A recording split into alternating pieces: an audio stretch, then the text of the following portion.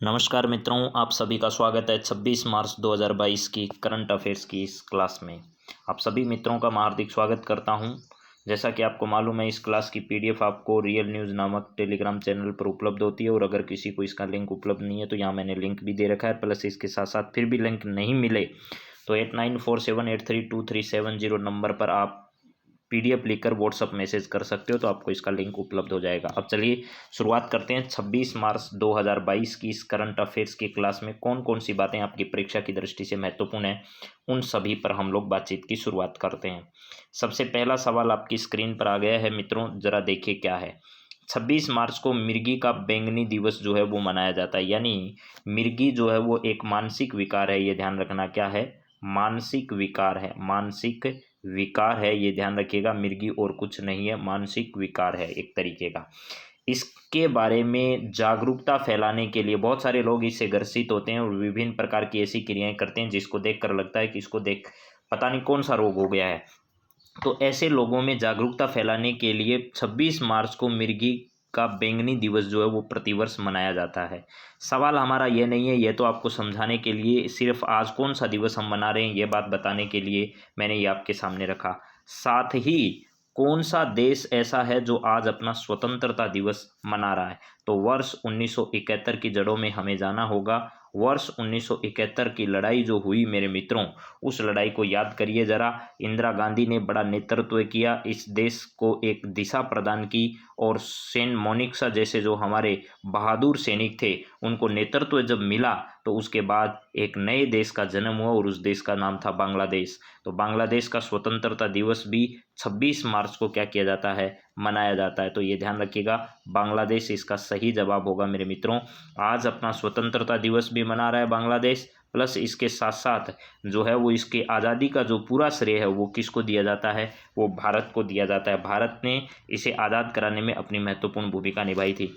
अभी अफगानिस्तान जो है वो तालिबान के कब्जे में, श्रीलंका में अभी जो है वो स्थितियां जो ज़्यादा ठीक नहीं है क्योंकि यहाँ पर तेल की कीमतें जो है वो बहुत ज़्यादा बढ़ी हुई है और इन सब जगह जो है वो मूल कारण जो है वो कीमतें बढ़ना ही है। बांग्लादेश की राजधानी जो है वो क्या है, ढाका है और आज इसकी जो मुखिया हैं वो शेख हसीना जी हैं। आज यहाँ पर इनकी मुखिया कौन है, तो शेख हसीना जो है वो यहाँ पर, शेख हसीना वो प्रमुख है यहाँ पर। चलिए आगे बात करते हैं, अगले सवाल की ओर बढ़ें। उससे पहले बांग्लादेश जो है वो भारत के साथ अपनी अंतर्राष्ट्रीय सीमा क्या करता है, साझा भी करता है। प्लस भारत के प्रधानमंत्री नरेंद्र मोदी और शेख हसीना के बीच में जो हमारी कुछ आबादियां जो थी, यानी कुछ बस्तियां जो थी, उनको लेकर जो विवाद था, उन विवादों को भी दोनों प्रधानमंत्रियों ने क्या किया था, सुलट हल कर दिया था। प्लस इसके साथ साथ भारतीय संविधान में क्या किया गया था, एक संशोधन किया गया था। वो संशोधन भी आप लोग शायद मेरे हिसाब से सब जानते हैं। तो बांग्लादेश से तीन ओर से घिरा हुआ भारत का एक राज्य भी है जिसका नाम क्या है, त्रिपुरा है। भारत का एक ऐसा राज्य त्रिपुरा है जो तीन ओर से किससे घिरा हुआ है, बांग्लादेश से घिरा हुआ है। प्लस इसके साथ साथ पश्चिमी बंगाल भी बांग्लादेश के साथ सीमा बनाता है। इसके अलावा और कौन कौन से क्षेत्र इसके साथ सीमा बनाते हैं, उन सभी विषयों पर बातचीत करते हैं। जरा देखिएगा, ये बांग्लादेश है। बांग्लादेश में दो नदियां भारत की ओर से जाती है। एक नदी है जिसका नाम है गंगा, जो आगे चलकर बांग्लादेश में, ब्रह्मपुत्र एक तरफ से अरुणाचल प्रदेश से होती, चाइना से होती हुई आती है और बाद में ये दोनों मिलकर यहाँ पद्मा के नाम से आप लोग पहचानते हैं इसको।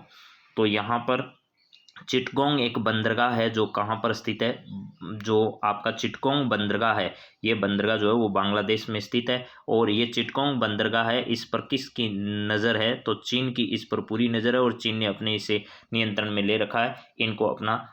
हम्बनटोटा बंदरगाह जो श्रीलंका का आपको बताया था, उसके बाद चिटगोंग बंदरगाह जो है, ये बंदरगाह कहाँ पर स्थित है, बांग्लादेश में स्थित है। यहाँ की राजधानी ढाका है।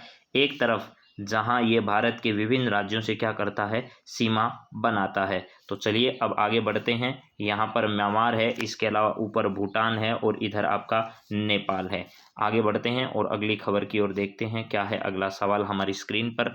अगला सवाल मेरे मित्रों जो है वो विंग्स इंडिया 2022 सबसे बड़ा नागरिक उड्डयन कार्यक्रम जो है वो अभी हाल ही में आयोजित किया जा रहा है।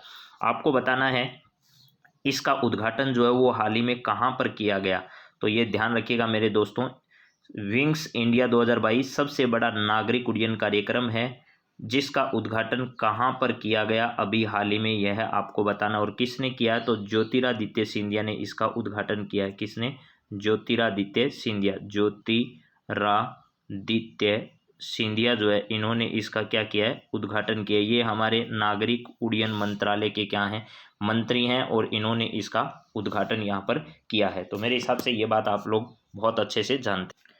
यहाँ पर कहाँ पर किया गया इसका उद्घाटन, पहली बात तो ये ध्यान रखना। और यह इस विंग्स इंडिया का कौन सा संस्करण, यानी इस प्रकार के कार्यक्रम का 5वां संस्करण जो है वो अभी हाल ही में आयोजित किया जा रहा है। 5वां संस्करण हाल ही में क्या किया जा रहा है, आयोजित किया जा रहा है। और इसका उद्घाटन ज्योतिरादित्य सिंधिया ने किया। कहाँ पर किया, तो ये किया गया था हैदराबाद में। ध्यान रखिएगा, कहाँ पर, हैदराबाद में इसका आयोजन किया गया। उद्घाटन हैदराबाद में ज्योतिरादित्य सिंधिया ने किया। 5वां संस्करण जो है वो इसका है, 5वां संस्करण इसका क्या किया जा रहा है, ये आयोजित किया जा रहा है हैदराबाद में। स्टैच्यू ऑफ इक्वलिटी जो है, इसका भी अभी हाल ही में उद्घाटन किया गया था। श्री रामानुजाचार्य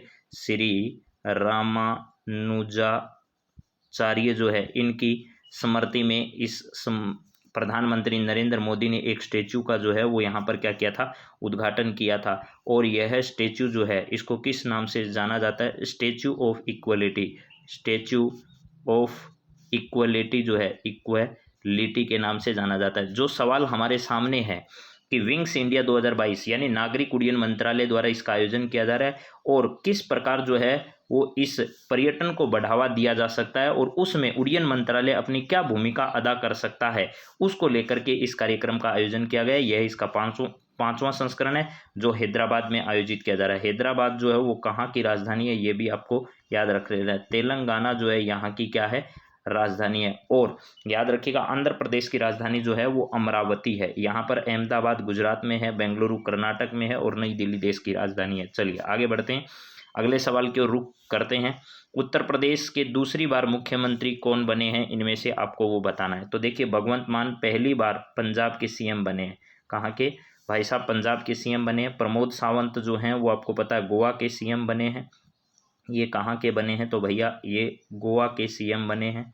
गोवा जो है यहाँ के सीएम ये बने हैं। प्लस दूसरी बात मेरे मित्रों, यहाँ हमें ध्यान रखनी है, पुष्कर सिंह धामी जो है वो उत्तराखंड के सीएम बने, उत्तराखंड के सीएम बने हैं। योगी आदित्यनाथ जो है उत्तर प्रदेश के दूसरी बार सीएम बने। देखिए, पुष्कर सिंह धामी भी दूसरी बार बने, प्रमोद सावंत भी दूसरी बार बने, योगी आदित्यनाथ भी दूसरी बार बने। उत्तर प्रदेश में 2 डिप्टी सीएम बनाए गए, लेकिन पिछली बार एक जो डिप्टी सीएम बने थे उनको इस बार नहीं बनाया गया है।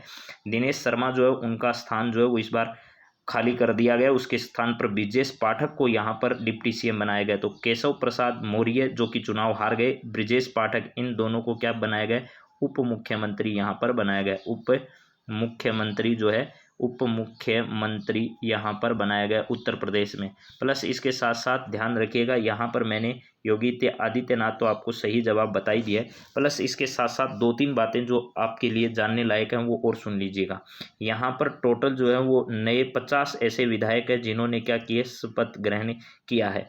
और यहाँ पर 52 लोग हो गए हैं अब टोटल, इसमें कुल मिलाकर सरकार के अंदर 52 लोग हो गए हैं। इसमें से ध्यान रखिएगा 16 कैबिनेट मंत्री बनाए गए मेरे मित्रों, और 14 जो है वो आपके स्वतंत्र प्रभार वाले मंत्री बनाए गए, और 20 ऐसे हैं जिनको राज्य मंत्री यहाँ पर बनाए गए। 403 विधानसभा सीटों पर अभी क्या हुए थे, उत्तर प्रदेश में चुनाव हुए, जिसमें से सर्वाधिक सीटें जो है वो भारतीय जनता पार्टी बीजेपी ने जीती। केशव प्रसाद मौर्य और ब्रिजेश पाठक यहाँ के उप मुख्यमंत्री बने, ये जरूर ध्यान रखिएगा। योगी आदित्यनाथ दूसरी बार यहाँ सीएम बने। पुष्कर सिंह धामी उत्तराखंड में दूसरी बार मुख्यमंत्री बने। प्रमोद सावंत गोवा में दूसरी बार बने हैं, और भगवंत मान जो हैं वो कहाँ पर, पंजाब में पहली बार सीएम बनने का अवसर इनको प्राप्त हुआ है। और ये किस पार्टी से है, तो आम आदमी पार्टी जो है उसकी तरफ से ये प्रत्याशी थे।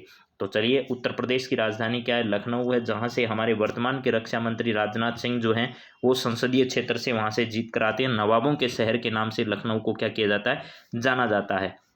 आगे बढ़ते हैं और यहाँ पर देखते हैं उत्तर प्रदेश के मैप के बारे में। अगर विस्तार से देखा जाए तो मेरे मित्रों देखिए, उत्तर प्रदेश जो है वो एक तरफ जहाँ नेपाल के साथ सीमा बनाता है, नेपाल के साथ अपनी सीमा क्या करता है, ये साझा करता है। यहाँ पर आप लोग इसको देख सकते हैं, नेपाल के साथ इसकी सीमा लगती है, मध्य प्रदेश के साथ इसकी सीमा लगती है, इसके साथ बिहार की सीमा लगती है, इधर राजस्थान के साथ लगती है, हरियाणा के साथ लगती है, और हरियाणा के अलावा हिमाचल प्रदेश के साथ इसकी सीमा लगती है, उत्तराखंड के साथ सीमा लगती है।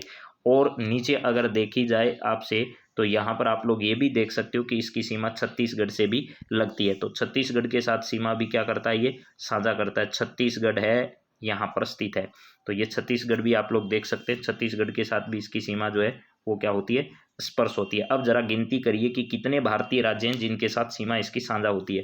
तो उत्तराखंड 1 नंबर पर आएगा, हिमाचल प्रदेश 2, हरियाणा 3, राजस्थान 4, मध्य प्रदेश 5 और छत्तीसगढ़ 6 और झारखंड जो है वो 7 और बिहार 8 है। इन 8 के साथ ये क्या करता है, सीमा बनाता है। प्लस इसके साथ साथ मेरे मित्रों आपको एक बात और ध्यान होनी चाहिए कि नेपाल के साथ ये क्या करता है, अंतर्राष्ट्रीय सीमा साझा करता है। तो ये सारी बातें आपकी परीक्षा की दृष्टि से इम्पोर्टेंट है। यानी अंतर्राष्ट्रीय सीमा किसके साथ लगती है, नेपाल के साथ लगती है। और लखनऊ यहाँ की क्या है भैया, राजधानी है। लखनऊ यहाँ की राजधानी है। प्लस यहाँ पर जो है आनंदीबेन पटेल जो है, आनंदीबेन पटेल ये क्या है भाई साहब, आनंदीबेन पटेल यहाँ पर राज्यपाल का पद संभाल रही है। दो यहाँ पर डिप्टी सीएम जो हैं वो बनाए गए हैं, ब्रिजेश पाठक और केशव प्रसाद मौर्य। केशव प्रसाद मौर्य जो है चुनाव हार गए, उसके बावजूद भी इनको डिप्टी सीएम पद बनाया। और इधर पुष्कर सिंह धामी चुनाव हार गए, उसके बाद भी उन्हें सीएम बनाया गया है। चलिए आगे बढ़ते हैं और अगला सवाल देखते हैं हमारी स्क्रीन पर क्या है। सवाल है, राष्ट्रपति रामनाथ कोविंद ने हाल ही में भारतीय नौसेना के किस जहाज को प्रेसिडेंट कलर अवार्ड से क्या किया है, सम्मानित किया गया है। भारत के राष्ट्रपति रामनाथ कोविंद साहब हैं, ये 2 दिन के जामनगर यानी गुजरात के दौरे पर गए हैं।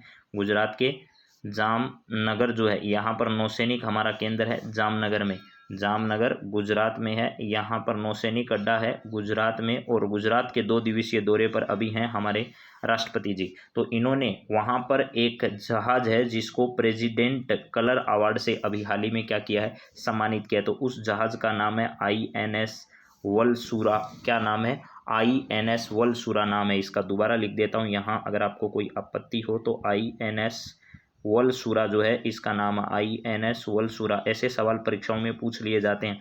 INS वलसुरा कहाँ पर है, तो वर्तमान में ये जामनगर गुजरात में। और राष्ट्रपति जी का यहाँ का दौरा था, इस अवसर पर इन्होंने इसको क्या किया, इस प्रेसिडेंट कलर अवार्ड से इसको सम्मानित किया। तो आपको ध्यान रखना है, हमारे जो हैं आर हरि कुमार जो हैं, आर हरि कुमार जो हैं वर्तमान में क्या है, नौसेना प्रमुख हैं। नौसेना प्रमुख कौन है, नौसेना प्रमुख हैं। तो ध्यान रखना, तीनों सेनाओं का सुप्रीम कमांडर हमारा जो है वो कौन है, राष्ट्रपति होता है। तीनों सेनाओं का सुप्रीम कमांडर राष्ट्रपति होता है। ये 3 सेनाओं का सुप्रीम कमांडर, तीनों सेनाओं का सुप्रीम कमांडर कौन होता है, सेनाओं का सुप्रीम कमांडर जो है, कमांडर ये होता है साहब राष्ट्रपति। लेकिन मेरा सवाल ये नहीं है, ये तो आप सब जानते हैं। आपको ये ध्यान करना है कि ये बात भारत के संविधान में कहाँ से ग्रहण की गई, कौन सा ऐसा देश है जिस देश से यह ग्रहण किया गया कि तीनों सेनाओं का जो सुप्रीम कमांडर होगा, वो तीनों सेनाओं का सुप्रीम कमांडर कौन होगा, भारत के राष्ट्रपति होंगे। तो ध्यान रखना, यह बात हमने अमेरिका से ग्रहण की है, अमेरिका से ग्रहण की है। और अमेरिका से हमने क्या ग्रहण किया, तो राष्ट्रपति जो है अगर उसको महाभियोग की प्रक्रिया से हटाना है तो भी ये प्रक्रिया कहाँ से ली गई है, अमेरिका से ली गई है। चाहे हाई कोर्ट हो चाहे सुप्रीम कोर्ट हो, उसमें भी अगर न्यायाधीशों को हटाना है तो हटाने की जो प्रक्रिया है वो कहाँ से ली गई है, अमेरिका से ली गई है। इसके अलावा न्यायपालिका की जो स्वतंत्रता है वो भी कहाँ से ली गई है, अमेरिका से। न्यायिक पुनरावलोकन की प्रक्रिया जो है वो कहाँ से ली गई है, वो भी अमेरिका से। प्रस्तावना की जो शब्दावली है, जो शब्दावली है वो भी कहाँ से ली गई है, अमेरिका से। इसके अलावा मूल अधिकार जो है वो कहाँ से लिए गए, अमेरिका से। इसके अलावा शक्तियों का पृथक्करण जो है, शक्तियों का पृथक्करण वो भी कहाँ से ग्रहण किया गया है, वो भी अमेरिका से। इसके अलावा मेरे दोस्तों, लोकहितवाद भी कहाँ से ग्रहण किया गया, अमेरिका से। विधि का समान संरक्षण भी कहाँ से ग्रहण किया गया है, तो ये भी अमेरिका से। और इसके अलावा मुख्य बात है, उपराष्ट्रपति का पद भी कहाँ से ग्रहण किया है हमने, उपराष्ट्रपति का जो पद है वो भी हमने अमेरिका से। अभी भारत में थोड़े समय बाद राष्ट्रपति के क्या होने वाले हैं, चुनाव होने वाले भी हैं। चलिए अब अगले सवाल की ओर बढ़ते हैं। और अगला सवाल क्या है जरा देखिए, भारत में किस राज्य ने समान नागरिक संहिता लागू करने की अभी हाल ही में घोषणा की है। समान नागरिक संहिता लागू करने की घोषणा भारत के किस राज्य क्षेत्र ने अभी हाल ही में की है, तो ध्यान रखना, नई सरकार बनी है उत्तराखंड में अभी अभी। वैसे तो उत्तराखंड, उत्तर प्रदेश और गोवा में नई सरकारें बनी है, लेकिन उत्तराखंड के पुष्कर सिंह धामी सरकार ने क्या है, पुष्कर सिंह धामी सरकार जो है उसने ये फैसला किया है, पुष्कर सिंह धामी जो हैं उन्होंने ये फैसला किया है कि हम हमारे राज्य में क्या करेंगे, समान नागरिक संहिता को लागू करेंगे। समान नागरिक संहिता का जो उल्लेख है वो कौन से आर्टिकल में है, तो भारत के संविधान के आर्टिकल 44 में इसका उल्लेख किया गया है। उत्तराखंड ने ऐसा किया। उत्तराखंड की राजधानी जो है वो आपको पता होगा क्या है भैया, देहरादून है। देहरादून जो है वो यहाँ की राजधानी है। उत्तर प्रदेश में अभी योगी आदित्यनाथ ने शपथ ग्रहण किया है और गोवा में प्रमोद सावंत जो है वो यहाँ के नए मुख्यमंत्री बने हैं। तो समान नागरिक संहिता सभी लोग, चाहे वो किसी भी जाति का हो, किसी भी धर्म का हो, उन सब के लिए एक जैसी नागरिकता का प्रावधान हो।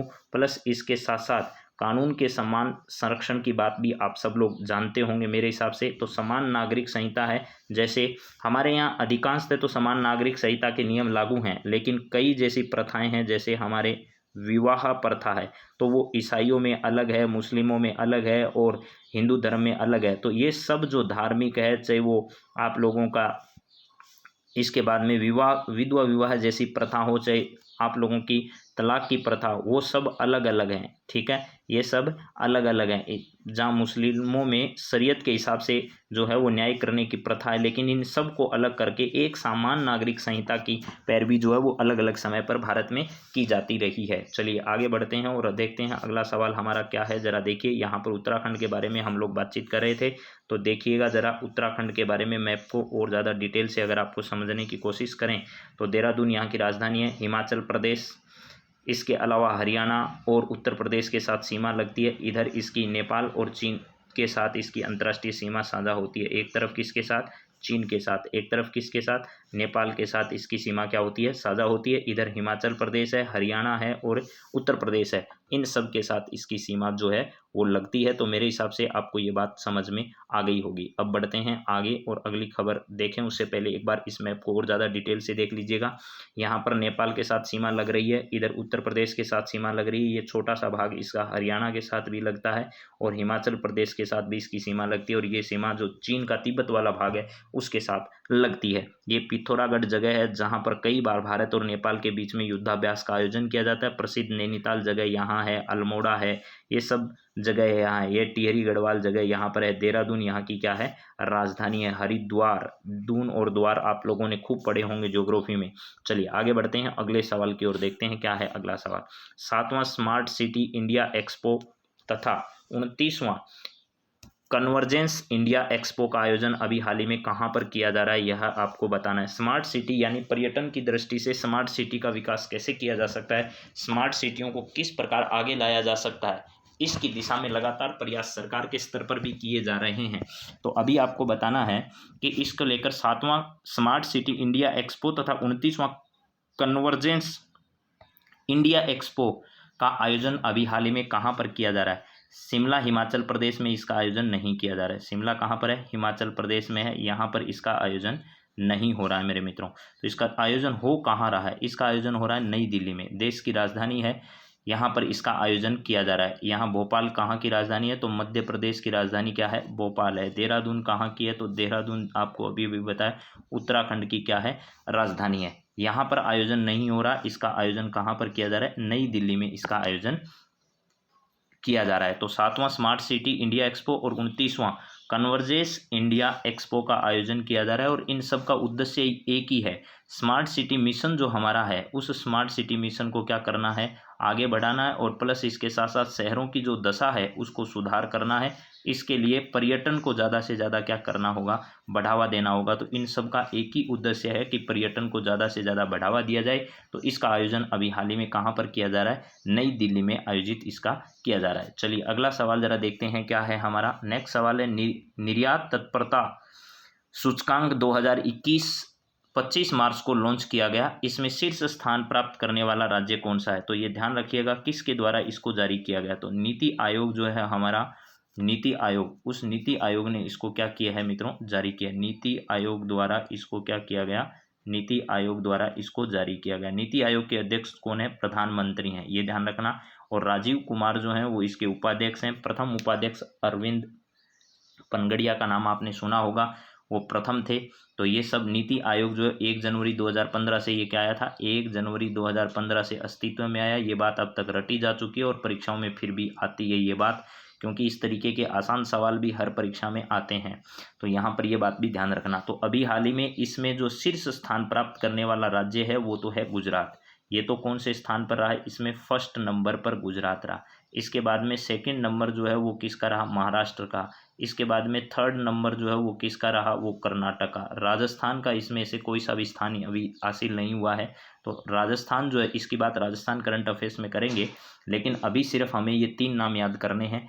गुजरात पहला, महाराष्ट्र दूसरा और कर्नाटक जो है वो तीसरा स्थान हासिल इसमें कर पाए हैं। तो निर्यात तत्परता सूचकांक का मतलब किस प्रकार निर्यात को बढ़ावा दिया जा रहा है। और भारत में तो निर्यात रिकॉर्ड स्तर पर जो है होता जा रहा है। अभी आपने पिछले दिनों 2-3 दिनों में अगर डाटा देखा हो तो आज तक के रिकॉर्ड स्तर पर हमारा जो निर्यात है वो पहुंच चुका है। कोविड-19 के बावजूद भी इस प्रकार की परिस्थितियां अभी भारत में हैं। तो हमारा निर्यात जो है वो लगातार क्या होता जा रहा है, निर्यात लगातार रिकॉर्ड स्तर पर बढ़ता जा रहा है। निर्यात लगातार हमारा बढ़ता जा रहा है। तो गुजरात जो है, गुजरात एक तटीय राज्य है, महाराष्ट्र भी तटीय राज्य है और कर्नाटक भी क्या है, तटीय राज्य है। तो भारत के ये तटीय राज्य हैं। गुजरात का जो सर्करिक वाला क्षेत्र है वो अंतर्राष्ट्रीय सीमा पर क्या है, स्थित है। आप लोग ये बात भी जानते हैं। गुजरात का मैप अगर आप लोग देखोगे तो आपको ये बात समझ में आएगी। गुजरात राजस्थान के साथ अपनी सीमा बनाता है, मध्य प्रदेश के साथ बनाता है और महाराष्ट्र के साथ बनाता है। तो यहाँ पर ये जो समुद्री इलाका है, ये तटीय सीमा जो है वो सबसे लंबी तटीय सीमा किसकी लगती है, तो ये सवाल अभी हाईकोर्ट एलडीसी में आया। तो गुजरात जो है इसकी तटीय सीमा सबसे ज़्यादा लगती है, इसके बाद आंध्र प्रदेश की लगती है। ये सरक्रीक वाला इलाका जो है यहाँ पर आपको ध्यान रखना है। तो ये सरक्रीक वाला इलाका, कच्छ का रण जो है, 2 खाड़ियाँ, एक खंबात की खाड़ी और एक कच्छ की खाड़ी, यानी ये बात भी हमें ध्यान रखना। ऐसा क्षेत्र जो 3 ओर से स्थल से घिरा हुआ होता है उसे क्या बोलते हैं, इसे खाड़ी बोलते हैं। तो आपने कच्छ की खाड़ी और खंबात की खाड़ी दोनों देखी होंगी, मेरे हिसाब से आपको ये याद रखना है। गांधीनगर गुजरात की राजधानी है। और अभी हाल ही में आपको पता होगा कि भाई गांधीनगर, अहमदाबाद में भी प्रधानमंत्री नरेंद्र मोदी ने 2 दिवसीय दौरा किया था और विभिन्न प्रकार के विकास कार्यों का यहाँ पर उद्घाटन किया था। चलिए अब आगे बढ़ते हैं और अगला सवाल देखते हैं क्या है आपकी जानकारी के लिए। यहाँ की राजधानी गांधीनगर है और यहाँ पर भूपेंद्र पटेल जो हैं यहाँ के सीएम है। कौन है भैया, भूपेंद्र पटेल। भूपेंद्र पटेल यहाँ के क्या हैं, सीएम है। भूपेंद्र पटेल, भूपेंद्र पटेल जो है वो यहाँ पर क्या है, वर्तमान में सीएम है। विजय रूपाणी के स्थान पर इनको क्या किया गया था, सीएम बनाया गया था। अगला सवाल जरा देखिएगा क्या है हमारे सामने। 8 नंबर सवाल है, 25 मार्च से भारत भाग्य विधाता उत्सव का आयोजन कहाँ पर किया जा रहा है, यह आपको बताना है। भारत भाग्य विधाता आयोजन 25 मार्च को इसका उद्घाटन किया गया। इसका उद्घाटन किसने किया, पहली बात तो ये ध्यान रखनी है। इसका उद्घाटन किसके द्वारा किया गया अभी हाल ही में, तो इसका उद्घाटन लाल किले पर। इसका उद्घाटन कहाँ पर, दिल्ली जो है, यहाँ पर नई दिल्ली का जो लाल किला है, क्या है भैया, लाल किला। यहाँ लाल किला उत्सव के नाम से भी उसे जाना जाता है। लाल किला उत्सव के नाम से भी इसे जाना जाता है। और हमारी महिला एवं बाल विकास मंत्री स्मृति ईरानी जो है, इन्होंने इसका क्या किया, उद्घाटन किया। स्मृति ईरानी जो है, इन्होंने इसका उद्घाटन किया। और कहाँ पर किया, तो नई दिल्ली में लाल किले में किया। इसे लाल किला उत्सव के नाम से भी जाना जाता है। लाल किला उत्सव जो है, लाल किला उत्सव के नाम से भी इसे क्या किया जाता है, जाना जाता है। और अभी हाल ही में स्मृति ईरानी ने नई दिल्ली में भारत भाग्य विधाता नाम के उत्सव का इसमें क्या किया, अभी हाल ही में लाल किले से इसका उद्घाटन किया। तो ये भी आप बात ध्यान रखिएगा, नई दिल्ली से उसका उद्घाटन किया। किसने किया, स्मृति ईरानी ने किया। लाल किले से किया। लाल किला उत्सव के नाम से भी इसे जाना जाता है। हैदराबाद जो है वो तेलंगाना की राजधानी है। लखनऊ उत्तर प्रदेश की राजधानी है। चंडीगढ़ जो है वो पंजाब और हरियाणा की संयुक्त राजधानी। आपको पता होगा चंडीगढ़ से ही हमारी इस बार की मिस यूनिवर्स का खिताब जीतने वाली हरनाज संधू का संबंध भी कहाँ से है, चंडीगढ़ से है। चलिए नेक्स्ट सवाल की बात करें तो अगला सवाल आपके सामने जरा देखिएगा क्या है और सवाल का सही जवाब दीजिएगा। 24 मार्च 2022 को किस अर्धसैनिक बल ने अपना 187वां स्थापना दिवस जो है वो इनमें से मनाया, तो ध्यान रखिएगा बीएसएफ ने अभी नहीं मनाया है, प्लस इसके साथ साथ एसएसबी ने भी नहीं मनाया है और सीआरपीएफ पीछे बना चुका है। तो ये ध्यान रखना, इतने वर्ष और किसी संस्था को नहीं है। इनमें से किसको है, असम राइफल्स जो है, क्या है, असम राइफल्स जो है, इसने अपना 187वां स्थापना दिवस अभी मनाया। असम राइफल्स जो है असम राइफल्स, इसने अपना इसका स्थापना वर्ष मनाया और यह अर्धसैनिक बल के अंतर्गत आता है और किस मंत्रालय के अधीन आता है, तो यह ध्यान रखिएगा, यह गृह मंत्रालय जो है, यह गृह मंत्रालय जो है, ये सब अर्धसैनिक बल गृह मंत्रालय के अधीन आते हैं। ये बात आपको बहुत अच्छे से ध्यान रखनी है। गृह मंत्रालय के मंत्री कौन है, तो बताने की ज़रूरत नहीं है, शायद मेरे हिसाब से आप सब जानते हैं। अमित शाह जो हैं वो इस मंत्रालय के क्या हैं, अमित शाह इस मंत्रालय के मंत्री हैं। प्लस इनके साथ साथ इसके पास सहकारिता विभाग जो है, कौन सा विभाग है, सहकारिता विभाग, वो सहकारिता विभाग भी इन्हीं के पास है। और इनका सहयोग करने के लिए BL वर्मा साहब जो हैं वो इसके राज्य मंत्री हैं। BL वर्मा जो हैं वो इसके क्या हैं, राज्य मंत्री हैं। चलिए आगे इसके बारे में बात करते हैं, असम राइफल्स के बारे में। तो आप लोग सब आराम से असम राइफल्स की जानकारियां जो है वो पढ़ सकते हैं। 24 मार्च 2022 को असम राइफल्स के 187वें स्थापना दिवस का आयोजन किया गया। असम राइफल्स भारत के सबसे पुराने अर्धसैनिक बलों में से एक है, जिसे वर्ष 1835 में ब्रिटिश भारत में सिर्फ 750 सैनिकों के साथ कछार लेवी के रूप में स्थापित किया गया था। इस सैन्य बल को वर्ष 1870 में कुछ अतिरिक्त बटालियनों के साथ असम सैन्य पुलिस बटालियन में परिवर्तित कर दिया गया। प्रथम विश्व युद्ध के बाद इन बटालियनों का नाम बदलकर असम राइफल्स कर दिया गया। वर्ष 1962 में चीन आक्रमण के बाद असम राइफल्स बटालियन को सेना के संचालन नियंत्रण में रखा गया था। अब तक इस बल ने 2 विश्व युद्धों और वर्ष 1962 के भारत चीन युद्ध में हिस्सा लिया है। साथ ही इसने पूर्वोत्तर में आतंकवादी समूहों के विरुद्ध चलाए अभियानों में भी महत्वपूर्ण भूमिका निभाई है। स्वतंत्रता के बाद से असम राइफल्स ने 188 सेना पदकों के अलावा 120 शौर्य चक्र और 31 कीर्ति चक्र और 5 वीर चक्र और 4 अशोक चक्र आज तक इन्होंने जीते हैं। तो ये सब बातें किसके बारे में थी, असम राइफल्स के बारे में थी। 24 मार्च को इन्होंने अपना स्थापना दिवस जो है वो मनाया, यानी 24 मार्च को असम राइफल्स ने कौन सा स्थापना दिवस मनाया, तो 187वां स्थापना दिवस जो है, 187वां स्थापना दिवस इन्होंने अभी हाल ही में क्या किया, मनाया। चलिए अगले सवाल की ओर बात करते हैं। अगला सवाल भी बहुत इंपॉर्टेंट है। RBI के गवर्नर शक्तिकांत दास हैं, आप लोग ये बात जानते हैं। रिजर्व बैंक इनोवेशन हब, एक नई शुरुआत है। रिजर्व बैंक इनोवेशन हब का उद्घाटन कहाँ पर किया गया, ये बताइए। देखिए रिजर्व बैंक की मूल रूप से स्थापना जो है वो कलकत्ता में की गई थी। 1835 का भारत शासन अधिनियम, अगर आप लोग जानते हैं, 1935 का भारत शासन अधिनियम, 1935 का भारत शासन अधिनियम जानते हैं, उस अधिनियम के तहत इसकी स्थापना की गई। लेकिन अब इसका मुख्यालय वर्तमान में कहाँ पर है, तो मुंबई में इसका जो है वो मुख्यालय है। ये बात भी आपको ध्यान रखनी है। अभी RBI के गवर्नर कौन है, तो शक्तिकांत दास जो हैं, शक्तिकांत दास जो हैं, ये इसके RBI के क्या हैं, गवर्नर हैं। इससे पहले आपको पता होगा उर्जित पटेल जो हैं, उर्जित पटेल जो हैं इसके गवर्नर रह चुके हैं। उससे पहले आपको पता हो तो रघुराम राजन जो हैं वो इसके क्या रह चुके हैं, गवर्नर रह चुके हैं। शक्तिकांत दास जो गवर्नर हैं, उन्होंने रिजर्व बैंक इनोवेशन हब का हाल ही में उद्घाटन कहाँ पर किया है, यह आपको बताना है। तो कर्नाटक की राजधानी जो बेंगलुरु है, कहाँ की राजधानी है भैया, ये कर्नाटक की राजधानी है, जो कि खूब विवादों में रही है, कर्नाटक की राजधानी। यहाँ पर आपको ये भी जानकारी याद रखनी है कि बसवराज मुंबई जो है, बसवराज मुंबई, ये यहाँ के क्या हैं, मुख्यमंत्री हैं। बसवराज मुंबई ये यहाँ के क्या हैं भैया, CM हैं। प्लस राज्यसभा के पूर्व जो नेता के नाम से चर्चित थे, वो यहाँ पर क्या है, राज्यपाल की भूमिका निभा रहे हैं। आपको ये भी पता होगा। कर्नाटक में पहले सामाजिक न्याय व अधिकारिता विभाग उनके पास था, केंद्र सरकार में मंत्री थे। और बेंगलुरु में ही इसरो का क्या है, मुख्यालय है। इसरो का मुख्यालय कहाँ पर है, तो यहाँ पर इसरो का जो है मुख्यालय भी यहाँ पर स्थित है। और सोमनाथन जो है, डॉक्टर S सोमनाथ जो है, इसके क्या है, वर्तमान में प्रमुख हैं। मुंबई आर्थिक राजधानी भी है, प्लस महाराष्ट्र की राजधानी है। देश की राजधानी नई दिल्ली है और कलकत्ता आपको बता दिया पश्चिमी बंगाल की क्या है, राजधानी है। तो RBI द्वारा रिजर्व बैंक इनोवेशन हब का उद्घाटन कहाँ पर किया गया, बेंगलुरु में किया। किसने किया, शक्तिकांत दास ने किया। दोनों बातें परीक्षा की दृष्टि से बहुत ज़्यादा इम्पोर्टेंट है। चलिए आगे बात करते हैं। अगला सवाल हमारी स्क्रीन पर क्या है, जरा इसको ध्यान से देखिएगा। एबेल पुरस्कार के बारे में मैंने कल आपको जानकारी बताई।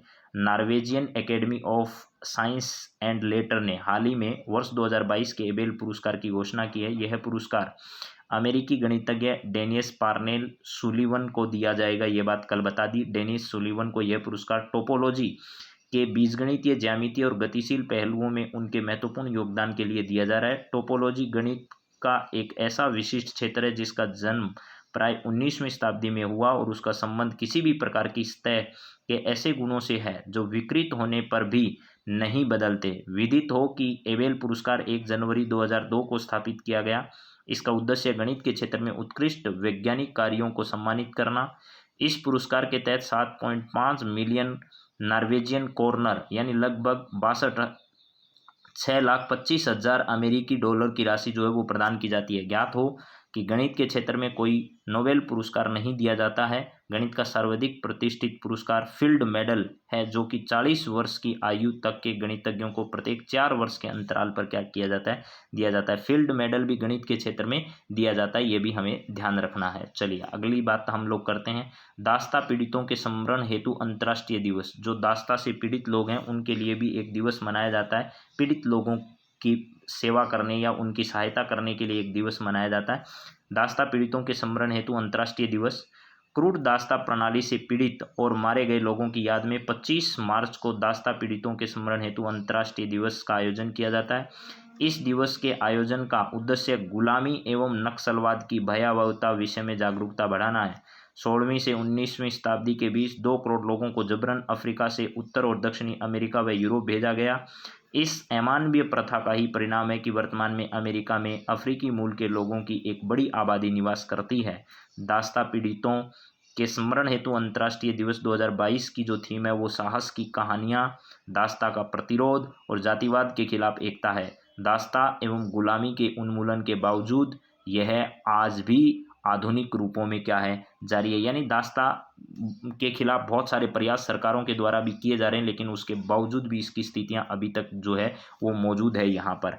इसके बाद मैंने आपको विप्लवी जो गैलरी है उसका उद्घाटन प्रधानमंत्री ने कलकत्ता में किया, ये बात भी आपको पढ़ा दी। विप्लवी भारत गैलरी प्रधानमंत्री ने हाल ही में शहीद दिवस के अवसर पर कोलकाता के विक्टोरिया मेमोरियल हॉल में विप्लवी भारत गैलरी का वर्चुअल उद्घाटन किया। ज्ञात हो कि यह गैलरी स्वतंत्रता संग्राम में क्रांतिकारियों के विशिष्ट योगदान पर प्रकाश डालती है और स्वतंत्रता की ओर ले जाने वाली घटनाओं का समग्र दृष्टिकोण प्रदान करती है।